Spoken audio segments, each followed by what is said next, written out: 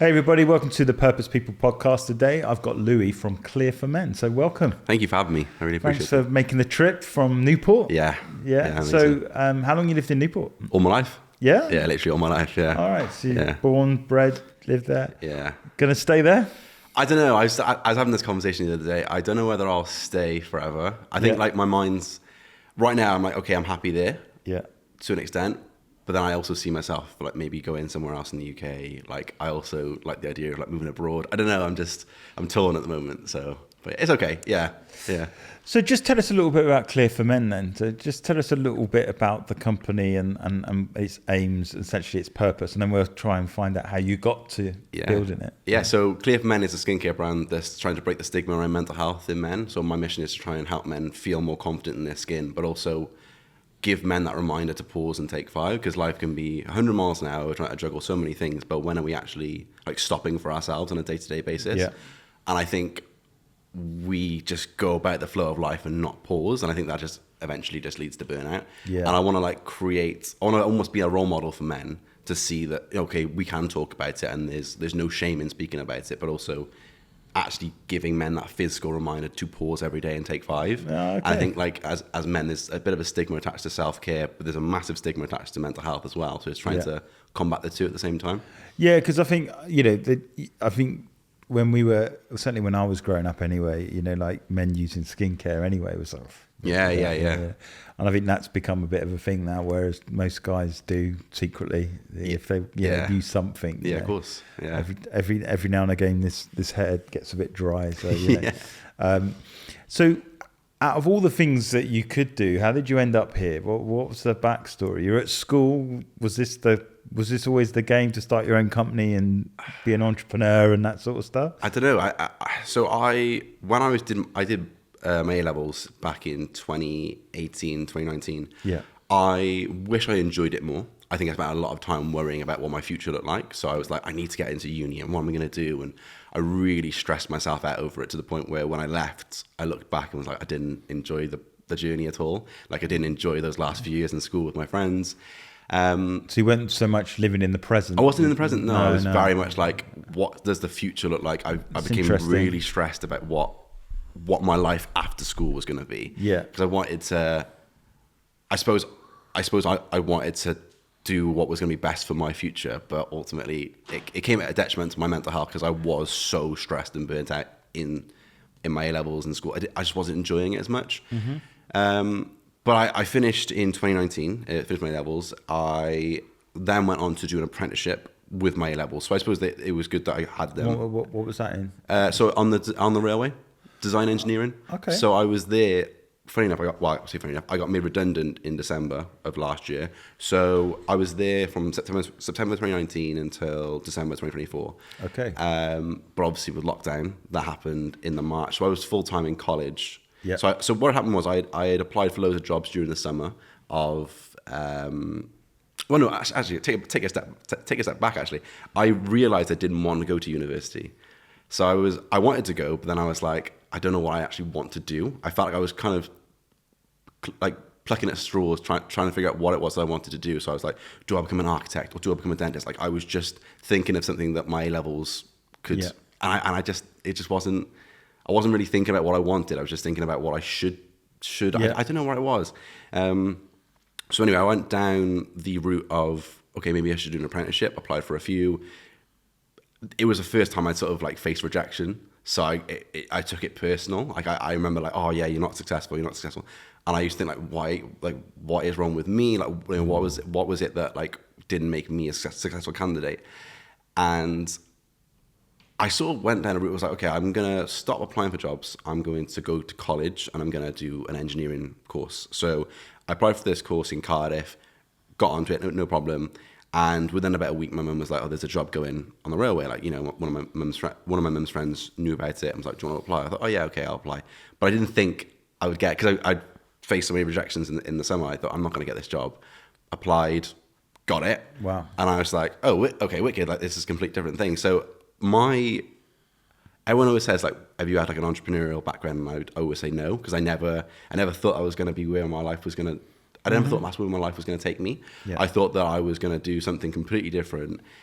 And yeah, it was kind of it's just a strange, how I got here. I actually just think like, I don't actually know, like some days I genuinely think, How did you get how did I get here? Like the butterfly effect is so crazy because like one small thing that had changed like could have been the difference between me being here and me doing something completely different. So, but the space you're in now, is that you believe that's where you're meant to be? 100%, yeah. Which is incredible, isn't it? That Yeah. these situations and circumstances almost, you can argue, working against you, but are they really working for you to get to where you need to actually be, which is where you are now. Yeah. So you're working on the railway, which, you know, if you think about the railway, are you working actually on site? No, so behind the scenes? Yeah, kind of like behind the scenes. So it was really weird how my time was on the railway because when we first were in college, I was in college for a year. So from September till June, I think it was like, okay, you're just college full time. So the company would pay you in college full time doing the course. Yeah. And lockdown happened, so we were at home. So I didn't have that interaction with the company itself. I was just in college. Yeah. So I didn't really know anyone who worked in the company. So we didn't really have a relationship at this moment in time.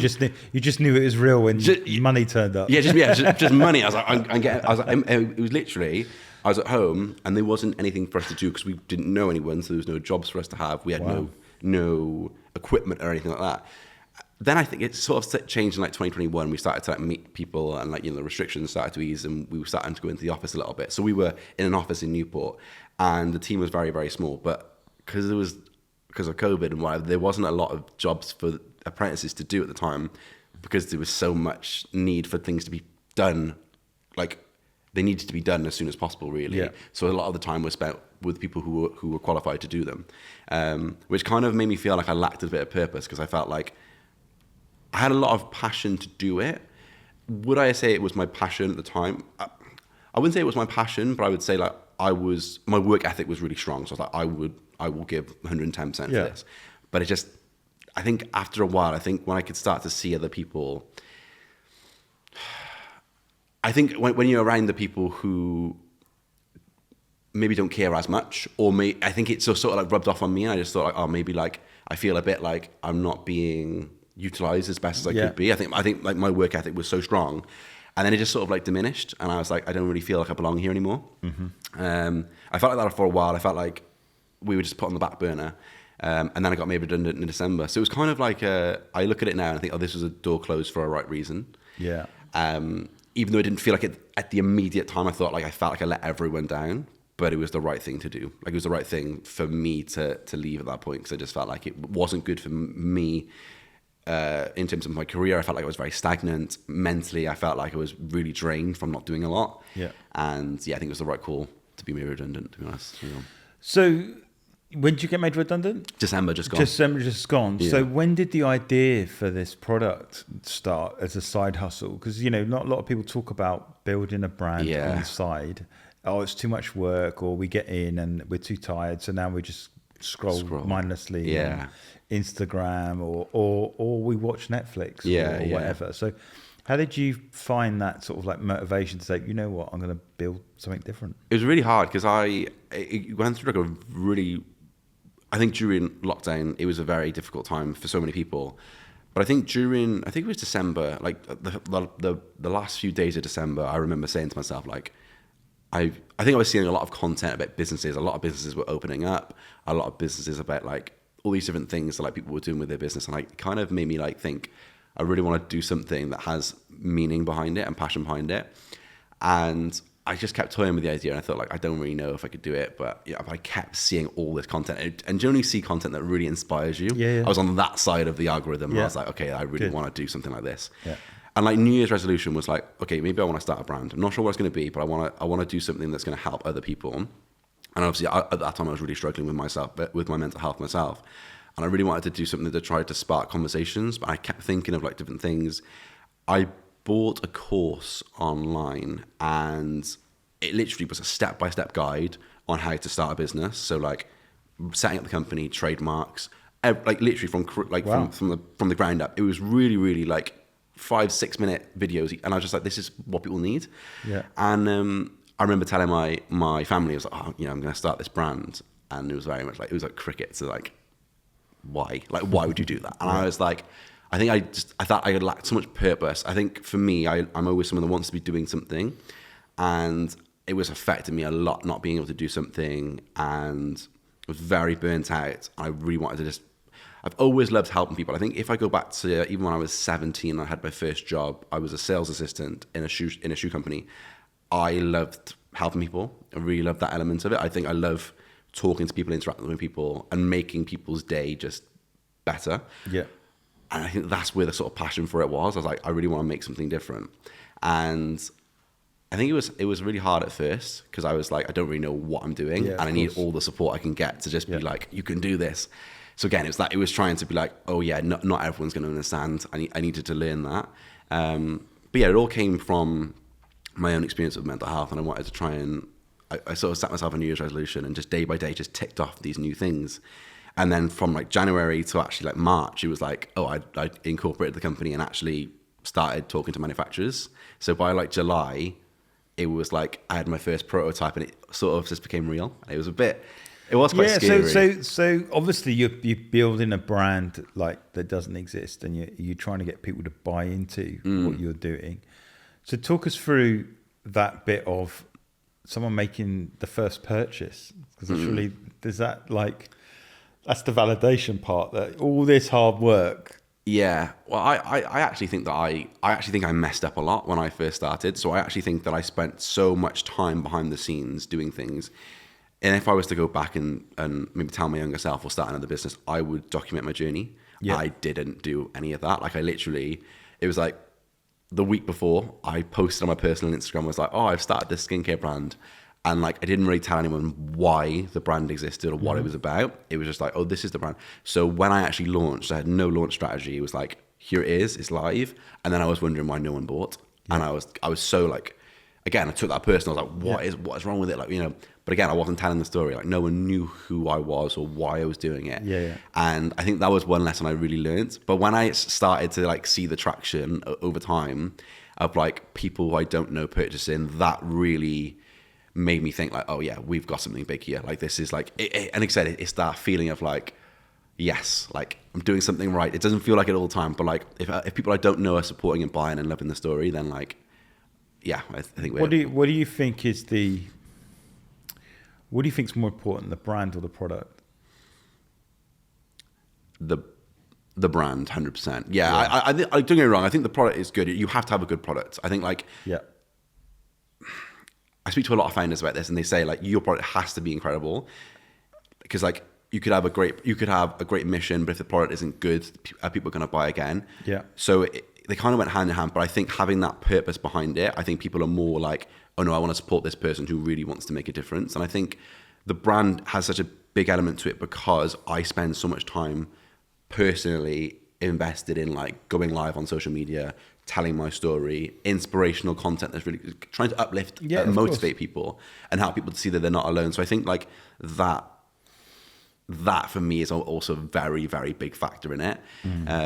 But yeah, I'd say brand. I'd say product is very important, but brand is everything. Yeah, well, I'm a brand guy, so yeah. That does market products, but yeah, the thing for me is about understanding that the product that you're building can create impact, and ultimately I think the brands that are winning today are more movement focused. That yes, there's a product that produces something good and it does have an impact, but the influence piece comes from having a body of people that say, yeah, that's helped me too. Yeah, I agree. And I think like you're talking about the product in itself, behind it is this men taking 5 to giving them space for themselves. And I think for me, that's a stronger story because a lot of men don't. Yeah. What'd be interesting for me, and you could obviously share that now, but what's the age demographic of the people that are purchasing your product now, would you say? So I actually used to get I used to look at the data and think like, I wonder why. Like people would purchase and I would look at it and be like, oh, there's not a lot of men buying. It was actually a lot of women buying for the men in their life. And then I realized the reason I think they're doing that is because of the reason why the brand exists. So a lot of men don't feel comfortable to talk So it's kind of like giving their partner or their son or whoever it may be that reminder to take 5 for themselves. Yeah. And I actually find that a lot of women buy for the men in their life. I'd say between the ages of maybe 25 and 40. I think that's where I see the main demographic. So it's millennial, really. Yeah. But I also do see a lot of Gen Z as well. Gen Z buy a lot. But yeah, a lot of women buy for the men in their life. And we do have a lot of men who are huge advocates for the brand. And I mean, like, I put a post out on LinkedIn this morning about how, as a brand that doesn't have a marketing budget, I think... Yeah, I saw that. It's about time. The acquisition to get a customer is more about the time. So I've had people who've seen one TikTok, literally, like, and it's not even gone viral, like a video maybe had like 600 views, and then they tune into every live stream that I've done because of that one video has resonated with them. It's difficult. So with the, you sort of like, what would you say the sort of like the groundswell? Obviously, there are people watching you on TikTok, and obviously you've got people that are buying product. What's your sort of like audience now? Do you think in the thousands? Do you think of people that are not necessarily buying from you monthly, but like viewing your content. and engaging? I'd say I'm.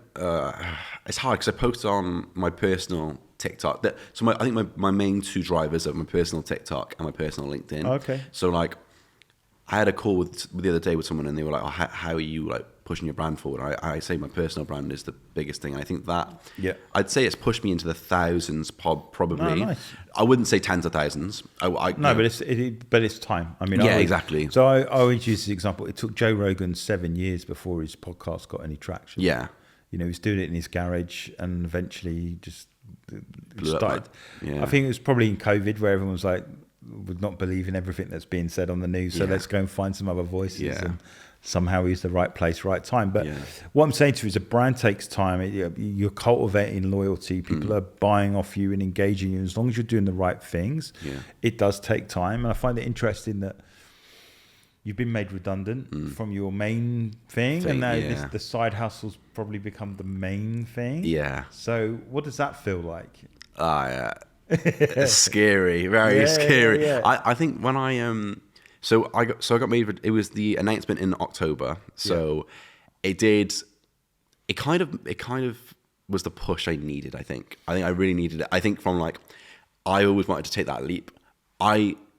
Looking back now, I think it was the right thing to do. It was definitely needed, but was I ready? I don't know. Like it was kind of like that thing.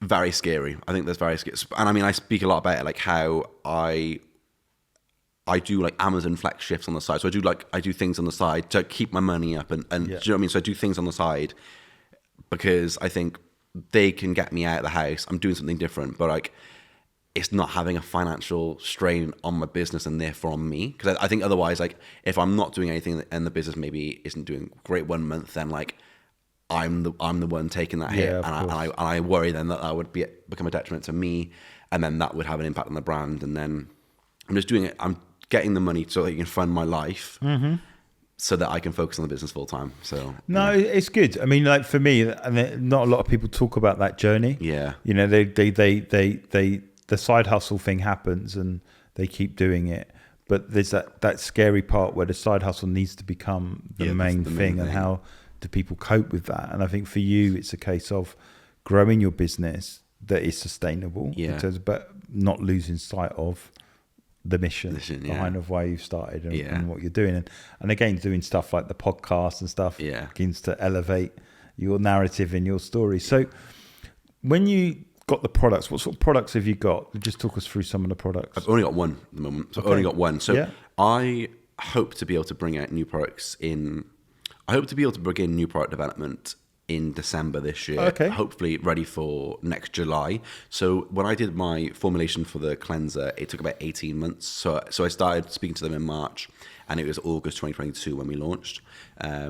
But I'm hoping to be able to bring out an SPF moisturizer in hopefully July, August time next year. That's what everyone has said. Like, I really want that. That's the next thing. And I think it's quite nice because I'm slowly building up the community again. Like, all these things I'm just learning. Like, if I had built the community beforehand, maybe I would have had a better launch strategy, which maybe would have put me in a better place to have done this earlier. But again, learning from it. But I think what I'll do is when I'm in a position to begin new product development, I'll actually bring everyone along for the journey. So I'm kind of excited for that as well. Yeah. Exactly. I mean, and one of the things I overlooked is once you built the community, your community is your best feedback. Yeah, you know, exactly. and then you're greatest advocates as well. Yeah. You know, like certainly with humans, for example, we've got, you know, people that come to humans in Bristol are now advocates for humans in Cardiff. Yeah. So they're almost traveling to both, which is great.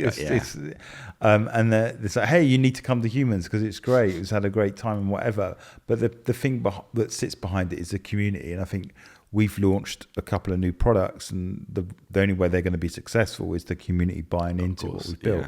And so our first thing, which is our Human Empowered Leadership Program, we've had a class that have been going through, but we're looking to do, you know, open it up to the next intake. You know, and we know it's the community that help us do it, and it's those people that are on it getting the benefit of it, going, oh my gosh, more people need to do this. Which is the power of the community, because it's the evidence of the product that people are buying it. So the product you've currently got, Take 5. Yes. Yeah. So what is it? Talk us through to the audience. So it is a facial cleanser at the moment. So it is cruelty-free, free of any silicons, parabens, and sulfates, and it lasts for around about, like, to be honest, it's actually crazy because when I first started Clear for Men, I always said to people, like, oh, this is only going to last about 2 months, but every bottle lasts around about 4 months, sometimes 3 to 4 months. It's very long lasting. But I always say to people, use it once in the evening. Like, it's really good at helping to remove any excess dirt, oil, and impurities from the skin. But it's also that so it has a very subtle citrus scent in there, and it's kind of like that. Like, a lot of people say to me, it's kind of like that psychological feeling of like you're focused on the scent rather than anything else that's gone in your day. So regardless of what your day's been like, you're spending that time focusing initially on that scent, which is allowing you to tap into that mindset to Take 5.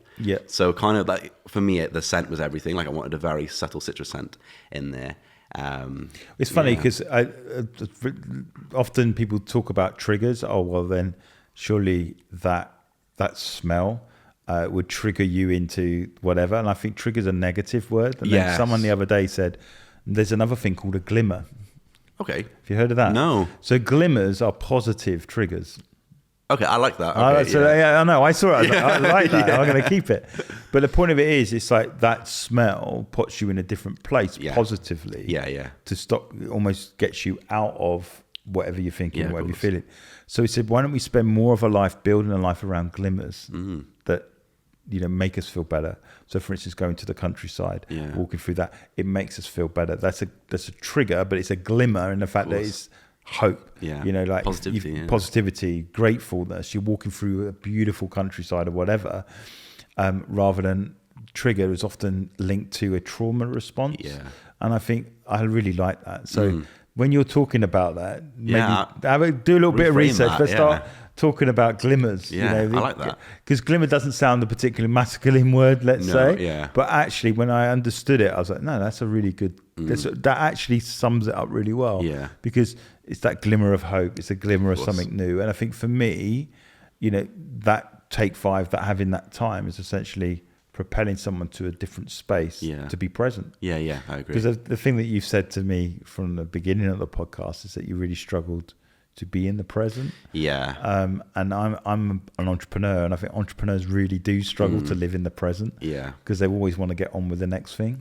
So I'm just going to ask you a question. It's no right or wrong answer. Do you celebrate your wins? I'm learning to better than So I went to Downing Street a few weeks ago with Small Business Britain.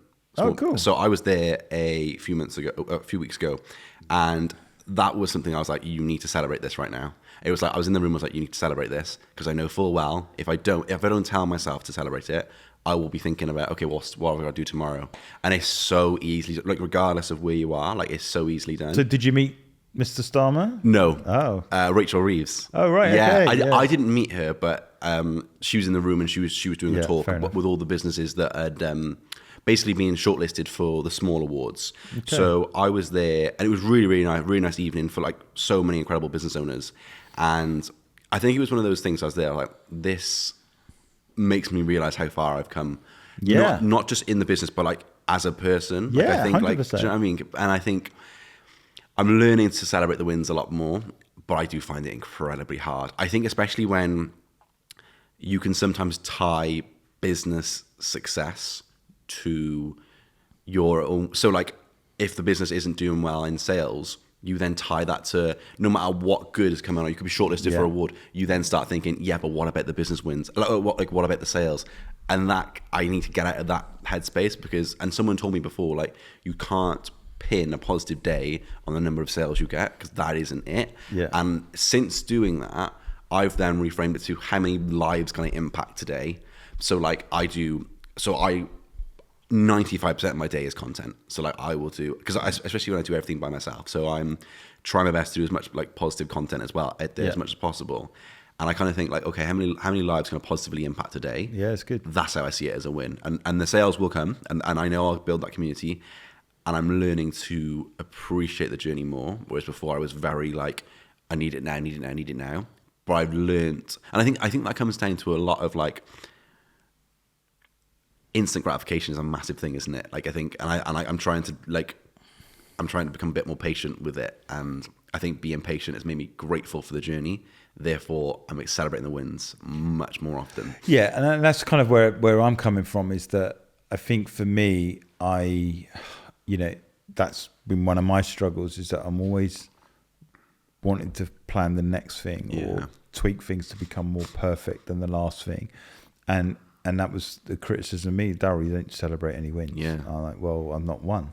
Yeah. Well, no, but you then tell yourself that you've not done enough, and it's you're constant, and you forget to look. And I think it's so easy then because you can look back and then you kind of think, I wish I enjoyed it a bit more because like it's just passed you by. Yeah. That's what I find is so hard, and I think it's hard to break out of it. It's like this way. It's like it goes back to that thing, isn't it? It's like you can have 10 interactions on LinkedIn, and they're all positive, and then one person makes a snarky comment. Yeah. Sorry. So one person makes a snarky comment, and you just remember that snarky comment, and the 9 other people's lives that you've actually impacted in the day, like that's all you major on. That's all you're thinking about. And I think it's like talking about mental health now. That's not a good space to keep majoring on the negative continually because there's always going to be negativity. Yeah. And I think one thing I learned as an entrepreneur now is nothing's going to be perfect. You can't be perfect. And I think the people that work with you or the clients that you work for, with the best will in the world, it's not going to be perfect. So as long as you are on the 95% or 90% doing your very best and it's working, but there are going to be some pitfalls along the way. And it's to realize that life isn't lived in perfection. And Ollie from Humans always says this. He says, we spend most of our living business lives operating at the aspect of about a 6. Wow. Because if you look at if I asked you what are you out of 10 today, what would you say? Mentally or just life in general? I'd say right now I'm probably about a 7 or an 8. I'd say right, 7 or 8. Yeah. But the point of that is, I'm not saying trying to be a doom. No, of course. But like, let's say 3 weeks time, a product or you get a complaint, and I ask you again, you go, oh, it's a 2. Yeah. Oh, yeah. Right. So the point of it is that we rarely are always in the 8s, 9s, and 10s, but we always think we should be in the 8s, 9s, and 10s. Yeah. But actually, it's learning to live in the 6s. Yes. Knowing that today's going to be an okay day, and that's okay. Yeah. Rather than every day has to be an 8 or 9. So let's look at. So then you go, well, with that mentality, let's compare it to Formula One. Let's look at Lewis Hamilton. So Lewis Hamilton, from an outsider in, we're like, this guy is a genius. He's driven brilliantly. He's done really great. But if you have a chat, if you saw him at the weekend, he's a 2. But we go, well, you're a multimillionaire. You're driving for Ferrari. Your life is made. Well, but in his world, the car doesn't work. He's struggling, and he's actually coming to the conclusion: is this the end of my time? Yeah. So the point of it is, no matter where you get in life, you're not always going to be a 9 or a 10. No, yeah. So I think perspective is what I'm trying to get across. Yeah. Is that as an entrepreneur, you forever need perspective. In sports, you forever need perspective. And I think, as you said, not celebrating those wins contribute to you not enjoying life at all, ever. And I think there's some like things that, there's one guy that I know that if he wins a contract, he actually goes and buys something. Okay, I like for himself. that. Yeah, I like that. So like he'll win the contract and then he'll actively go and buy something. Yeah, I like that. It's like as a reward. And he said, it's not whether I need it, it's I need it because I need to see visually that I'm making progress. So that aftershave that I've been putting off to buy, I'll go and buy it now because it says that I won. Yeah. So when it's on the shelf, I then go, hey, that's a win. I like that. So you don't forget the win that you've actually had. Yeah. You know, like the Downing Street thing, what would be a good thing for you is that you get a photograph and you print it. Yeah, that's true. Rather than keep it on your phone on like page 20. Yeah. So it's just those things visually that says, hey, you're winning. Yeah. You're on a journey. It's not perfect, but it's understanding that, you know, to keep your mental health in check is to understand that, yeah, it's not always going to be perfect, but that's okay. Yeah. But in the bigger, wider perspective, you're building a movement that's changing men's lives, and it's going to take time. Yeah, and that's the thing as well. Like, I find that I was doing it at, like, I was putting so much pressure on myself to, like, I wasn't appreciating the journey. And I think that came down to because sales were so slow. I think, like, I didn't realize how messy you start, and it's like, yeah, amazing, it's exciting, and then you get into like the middle, and it's like, okay, this is really hard. Like, I can't see the end. I can't. Like, I can't look back. I'm like, I don't know what I'm doing. And I think I used to take every day of like, oh, if I didn't get this amount of sales, then today that wasn't a good day. Yeah. And no matter what else happened, it was like, no, this is a bad day. And that's what I used to tell myself, like, this is about, and it's like learning to live. Because I think of it now, like I'm waiting for new stock to arrive right now. And I've not been able to sell anything since the middle of June, I think it was. And I think I'm in a good headspace right now because I've taken time away to really focus on it's tapping back into the reason why. Yeah. And I say to people all the time, like, it is a very difficult niche. It's a very difficult market, but it's definitely like, I visualize it all the time. Like, I know what I'm capable of doing. And I always try and say to myself, like, this is possible. Patience is important, but it's kind of saying to myself, like, you need to remember why. And every day I keep reminding myself of the why. And I think that's why I keep saying, like, it's more about the lives I can impact rather than the amount of products I sell, because that will come with time. And I think, like, I need to enjoy, like you said, like living and enjoying the 6s and 7s rather than being like, oh, I need to be 9 or 10 or today is a batch. You know what I mean? Yeah. And I think the other thing is that on that particular journey is that, you know, you are impacting people on a regular basis, and it's saying, well, you wake up every morning because you're committed to it. Yeah. And I think the difference between the winners, if you like, or the losers, is that the winners understand that they live in a perpetual place of imperfection. You'll never get perfect, but you're okay with that. You're making steps towards, so it's progress, not perfection. Yeah, that's the first one. The second one is that your why becomes a must. Yes. That you know its purpose. Yeah. And so if I'm living purposefully, it doesn't matter what the situation or circumstances that surround me, I'm going to keep doing it anyway. Yeah. And it's having that conviction deep down that this is what I'm supposed to do. And so I'll keep doing it. And I think for me, like with the thing that keeps you wanting to do it and making an impact is understanding that there's another guy that's not taking time, burning out. So you've got in your head that person, and it might be someone real or it might be a persona, but you don't forget that there are people out there that need this product. Yeah, they need that time. And that's the thing as well. Like, I also know firsthand how hard it can be when you do feel alone, very burnt out. You feel like you've got no one to talk to, and you can almost, you feel the weight of the world on your shoulders almost. Yeah, and I kind of like that's why I'm like, I talk very openly about it, because I just think, if I can help one person, I kind of almost think like, what would my younger self want to hear? Yeah. To try and like inspire them or help them. And that's kind of like what I'm trying to do as much as I can. And it's lonely. It's very hard. Like, being a business owner is very hard.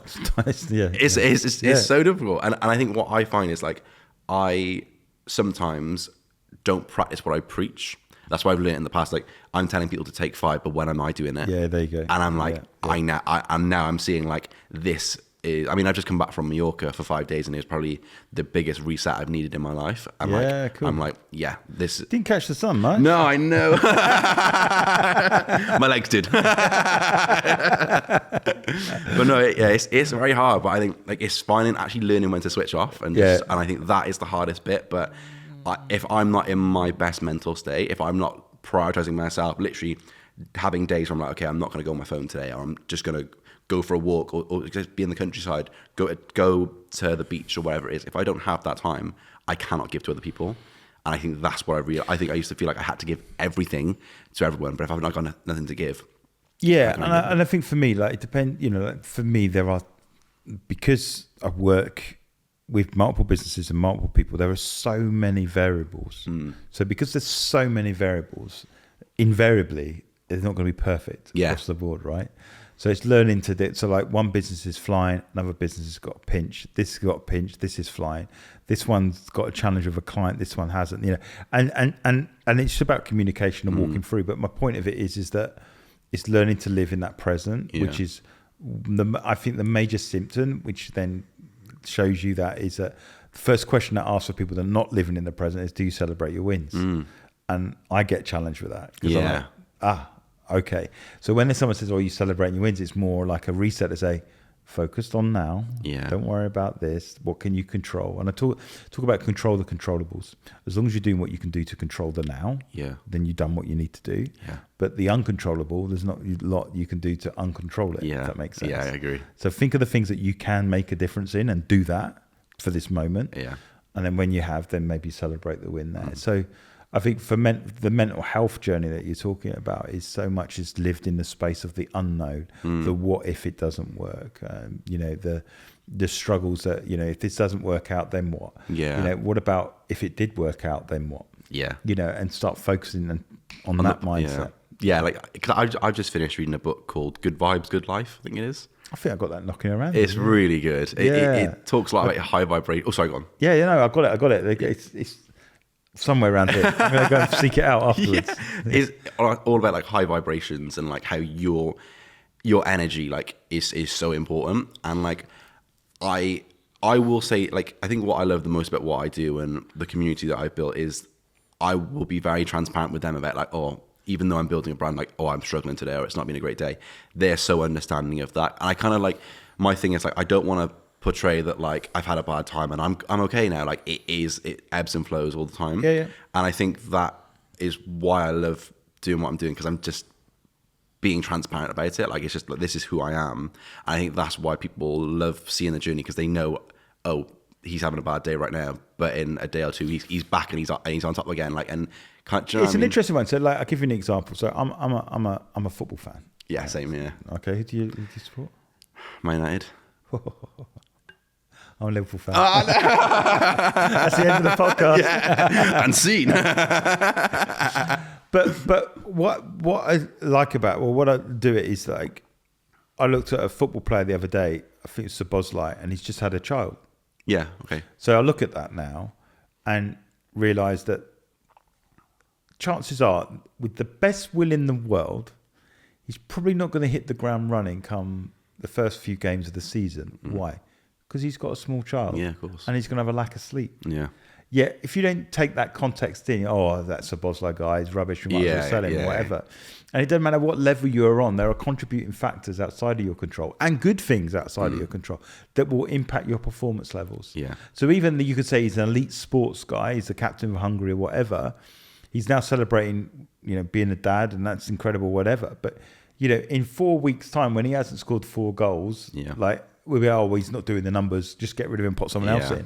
It's like, we don't think about context. Yeah. And I think within elite sport is like, they're humans too.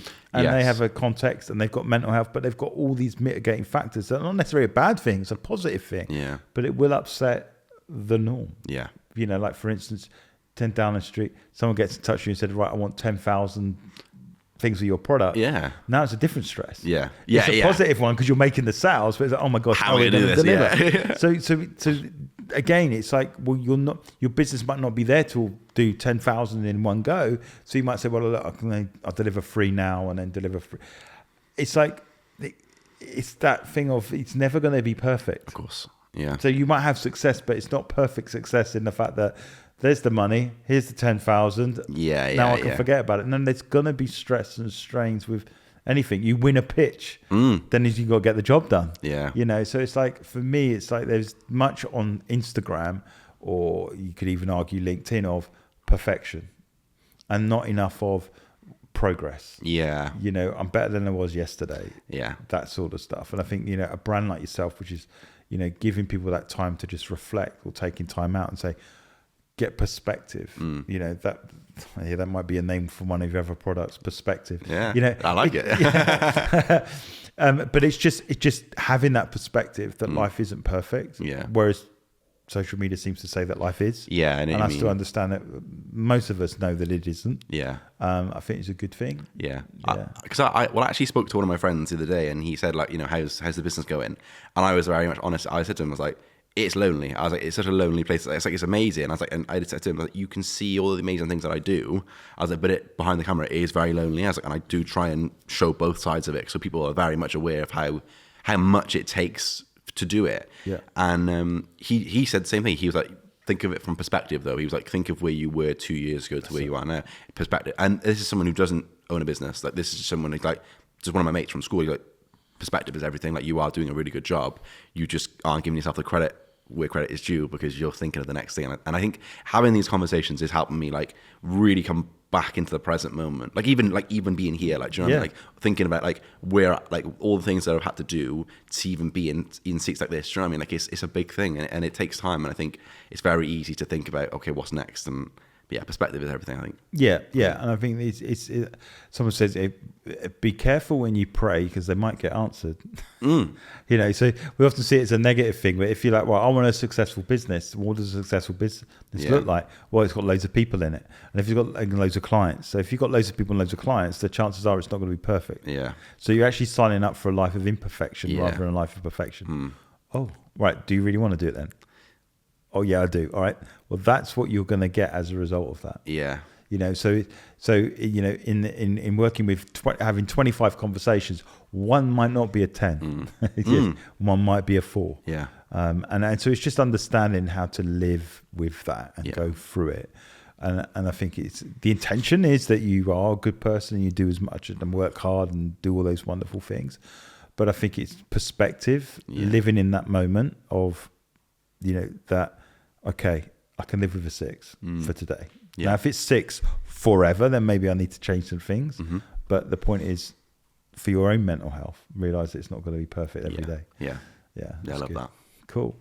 So tell us a little bit about the future then. What's coming down the track? You talked about some new products, and what's coming? I don't know. I feel like I've had, like, I had a conversation the other day, and I feel like, you know what it's like when you like, I was literally listening to a podcast on the way here, and it was saying about how business owners constantly want to try and do, like, new things, and I had this, like, wave of, like, just all these waves of different ideas of, like, where Clear for Men could go, and where, like, I'm thinking, like, could this even be, like, the start of, like, a Clear, like different businesses that are making positive change to the world, and which I say is bizarre because it's the first time I've ever said it out loud, but, like, it does make you think, like, anything is possible. And I think right now, I think my main focus is trying to grow my personal brand more. So kind of thinking, like, if I grow my personal brand, build that community with Clear for Men, and then hopefully be in a position where we can look at retail. So really, really want to get into retail in the UK. It, like, being realistic, I think it definitely is possible, like 100%. It's more of, like, maybe the next 5 years, I'd say, rather than, like, in the next 2. But, like, after that, then I think, okay, like, expansion into, like, the US, like, I really like that idea. I think the US would be a really good market to get into. And yeah, just develop new products. So and stuff. one of the, you know, it's just free marketing advice, but one of the things I would look at is have a look at the men-only movements out in the US. Yeah. And then think about getting them, because but not a lot of these. So in the UK, we don't do tribe very well. We kind of talk about it, but it's very rare that someone gets it right. What I mean by tribe is that we've got a conference on, there's a whole load of people that come in and they buy into a program they work through. Humans is a bit like that, right? So it's very new. It's like, you know, I think through COVID, people have been exposed to that, like by doing seminars with the US and things like that. So like Tony Robbins, for example, he's got his program and people sign up and they do it and they feel like they're part of a movement. So like for yourself is to look at the US and go, well, the US 100% get it. So personal development in the US, they almost spend money for personal development like they would buy a car. Yeah. Yeah. So like I buy my shopping, This is my personal development budget. This is my home budget. This is my food budget. Personal development is one of the core things that most people in the States seem to build into their life. Yeah. Whereas in the UK, we moan having to spend £9 on a book. Yeah. Whereas in the US, they spend money on it. And so having been in the US quite a few times and talking to various different people, you'll find that outside of education, which is like a university or whatever, they continually educate themselves. Right. So for me, or like for your situation, is I would look at all those men type gatherings, fathers, sons gatherings and stuff like that, and then get them samples. Because a lot of what they do is they have bags or little kits. Yeah. And if you're putting your product in their kit, then they use the product. They're going to want to buy the product. Yeah. So I would think about in your strategy is a sample strategy. Yeah. Whereby you take some of your stuff that's mixed and then take a percentage of that and then put them in smaller bottles and then use that as a sample. So like when you come to something like this, you go, hey Rob, you're looking good, but you could look even better. Here's some cream, and Daryl, your head's looking a bit flaky, have some of this. And all of a sudden we you're getting your product out there, and then I'm using it and I go, what are you using there? Oh man, this stuff's pretty good. Yeah, got you. So you're getting more of your product out there without making as many sales. So for example, I'll give you my book. I've got a book, I've written a book, I sell copies of it. I love that. But sometimes when I'm out at a conference and I'm speaking, I might give 5-10 copies away. But what are you doing? Because I know that once they've got it and they put a picture on it and they're talking about it or they're implementing it, that word will travel. Yeah. And so for me, it's like Nathan talked about, I did a talk on the Crisis Catalyst. He's a guy that came on our podcast today. He said, I'm already using the principles within that crisis wheel and it's helping me. Yeah. Great. So guess what? He's going to start talking about it. So you don't know where these things could take you, but you're giving because, you want to impact, you want to help, but it does take a bit of giving. So like the sample method will help you get your message out there. There's a reason why you buy an aftershave in John Lewis and they give you 15 samples in there, because there'll be one like, oh, that's nice.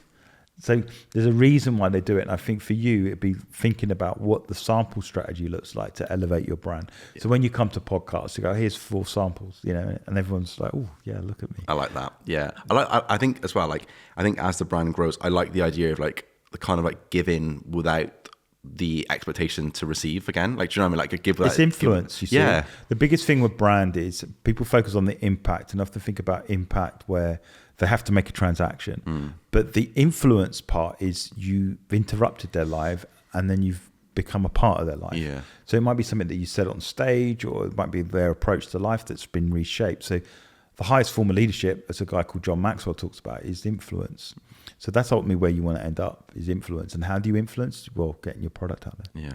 I like that. I like that idea. That's really good. I think like you sort of got the cogs spinning then as well, because like I think, and also I got a flaky head. And I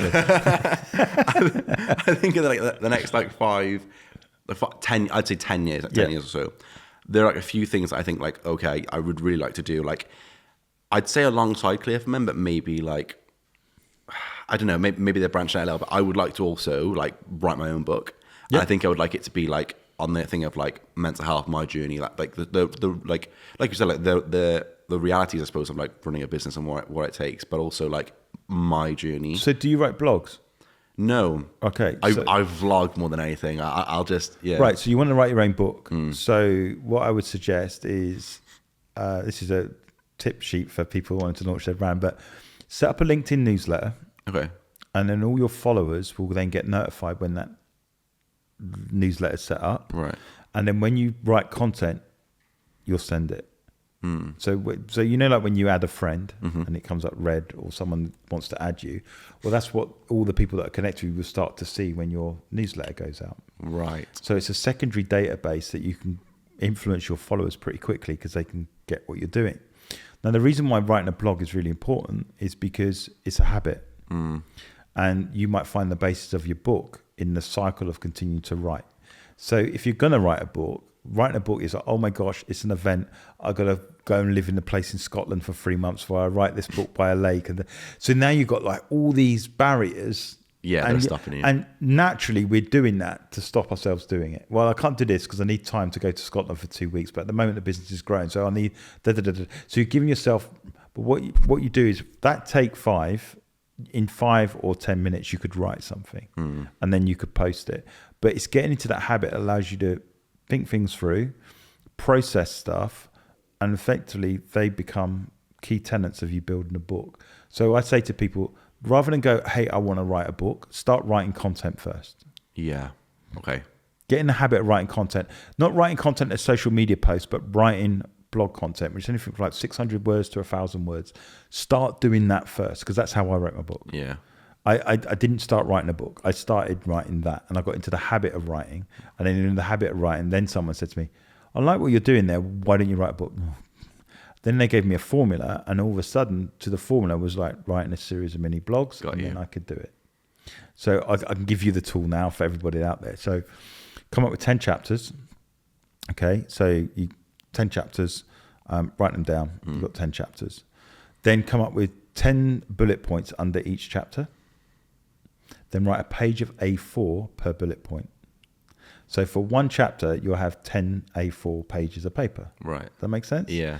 So if you do that across 10, you end up with about 100,000 words. A book's around about 85 to 90. So when you've edited it down, you've then got your book. I like that. That's mad. I wouldn't have thought of that. That's so mad. Okay. So that's what someone gave me as a gift, and that's how I wrote my book. Yeah. But because I was already doing the practice of writing the blogs, it was like I was writing bullet points. Yeah.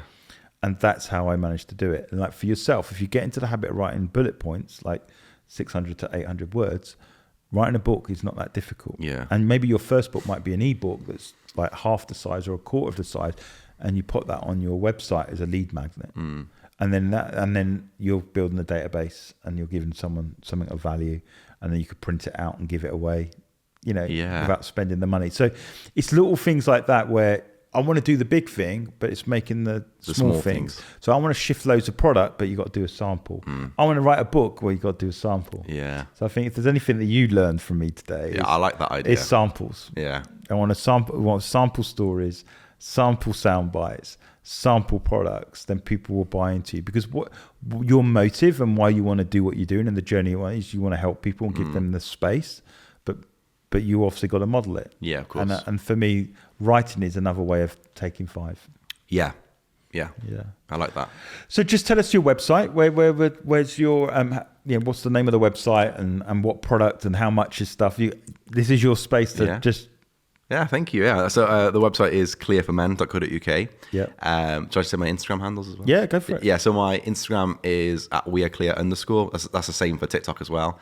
And also my personals are just Louis Watkins. So you'll see it on Instagram, TikTok, and LinkedIn. The cleanser is $19.99, and 15% of profits go to mental health charities, Calm and Mind as well. Oh, awesome. Yeah. Excellent.